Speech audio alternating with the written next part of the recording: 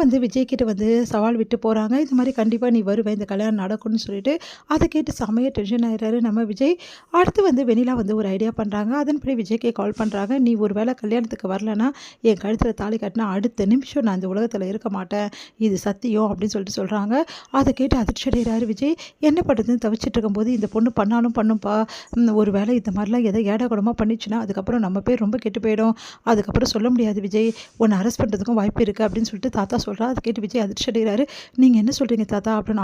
ஆமாப்பா. இந்த மாரி தான் நெறைய பசங்க பண்றாங்க. அதனால வேற ஒருத்தவங்க பாதிக்கப்படுறாங்க. இத இப்படியே விடக்கூடாது. அதனால ஏதாவது ஒண்ணு பண்ணணும். "சரிங்க தாத்தா, நான் பார்த்துக்கிறேன்" அப்படின்னாரு. "எப்படிப்பா? என்ன பண்ண போற?"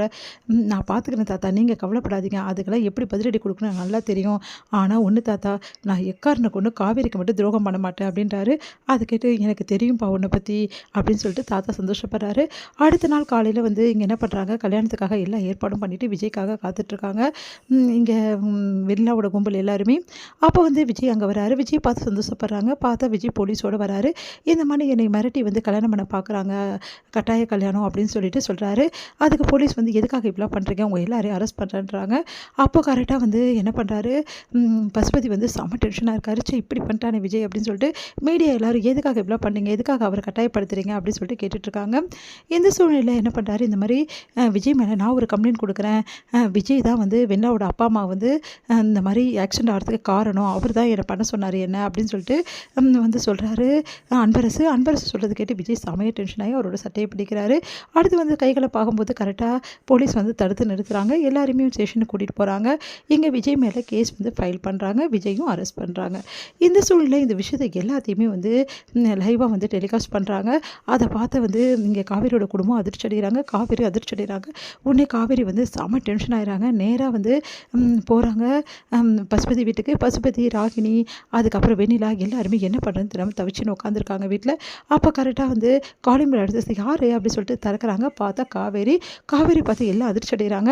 உடனே வந்து காவேரி வந்து வெண்ணிலாவை பார்க்குறாங்க. ச்சே நீ எல்லாம் ஒரு பொண்ணா அப்படின்றாங்க காவேரி. அதை கேட்டு வெண்ணிலா என்ன ஓவராக பேசுகிறேன், ஓவராக தான் நான் பேசுவேன்டி. நானும் இவ்வளோ நாளாக சும்மா இருக்கலாம். இந்த பிரச்சனைக்கு நம்ம உள்ளே வரக்கூடாது. நீ என்ன தான் ஆடுறேன்னு பார்க்கலான்னு பார்த்தா ஓவராக ஆடிட்ட.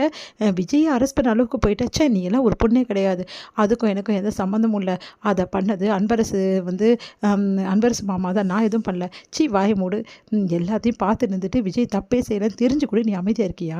உன்ன மாதிரி ஒரு பொண்ணை நான் பார்த்ததே இல்லை. ஒன்றை போய் விஜய் விரும்பினா இருப்பாரு, அப்புறம் சொல்லணும் அப்படின்றாங்க. என்ன சொன்ன விட்டா மேலே பேசிட்டே போகிற. ஆமாம் அப்படி தான் பண்ணுவோம், என்ன பண்ணுன்ற அப்படின்றாங்க ராகினி. அதை கேட்டுச்சு வாய மூடு அப்படின்றாங்க ராகினியை. அதை பார்த்துட்டு வந்து செமையாக டென்ஷன் ஆயிடுறாரு. சரி விடுமா, பின்ன புருஷன்காரன் ஜெயிலில் இருக்கான்ல, அதனால தான் பொண்டாட்டி தூள்றா, பார்த்துக்கலாம் விடு அப்படின்னு சொல்லிட்டு பசுபதி சொல்கிறாரு. என்னம்மா எங்ககிட்டலாம் கெஞ்சி கூத்தாடி எப்படியாவது வந்து விஜய் வெளியே எடுக்கணும் அப்படின்னு சொல்லிட்டு வந்திருக்கியான்னு. யார் உங்ககிட்டலாம் கெஞ்ச வந்த? உங்ககிட்டலாம் கெஞ்சணுன்ற அவசியம் எனக்கு கிடையாது. இங்கே பாருமா, நான் சொல்கிறத கேளு. இப்போவும் ஒன்று கெட்டு போல. வெண்ணிலாவை விஜயை கல்யாணம் பண்ணிக்கிறேன்னு சொல்லிட்டு சம்மதிக்க சொல்லு. உடனே விஜய் வெளியே வந்துடுவான் அப்படின்னோடனே வெண்ணிலா சந்தோஷமாகறாங்க. என்னது வெண்ணிலாவை விஜய் கல்யாணம் பண்ணிக்கணுமா? அது எக்காரணம் கொண்டு நடக்காது. பொண்டாட்டி நான் இருக்கும்போது அவர் எப்படி வேற ஒரு பொண்ணை வந்து யோசிப்பார்? பார்த்தீங்கல்ல அவர் என்ன சொன்னாருன்னு சொல்லிட்டு. ஜெயிலுக்கு வேணாலும் போவேன், எனக்கு என் பொண்டாட்டி தான் முக்கியம்னு சொன்னாரா இல்லை எல்லாருக்கிட்டையும்? அப்போது எங்கே தூக்கி மூஞ்ச வச்சுக்கிட்டீங்க அப்படின்னோன்னா அதிர்ஷ்டம் அடைகிறாங்க. அப்படியே பார்த்து முறைக்கிறாங்க. இங்கே பார் வெண்ணிலா, உன்னை போனால் போதுன்னு பாவம் பார்த்தா இவ்வளோ நாள் விட்டு வச்சுருந்தேன். ஆனால் நீ அதோட மீறி போயிட்ட. இதுக்கப்புறமும் நான் பார்த்துன்னு சும்மா இருக்க மாட்டேன். இங்கே பார், இன்னும் கொஞ்சம் நேரத்தில் விஜயை நான் வெளியே எடுப்பேன். பார்க்க தானே போகிறீங்க அப்படின்னோன்னே அதிர்ச்சி அடைகிறாங்க எல்லாருமே.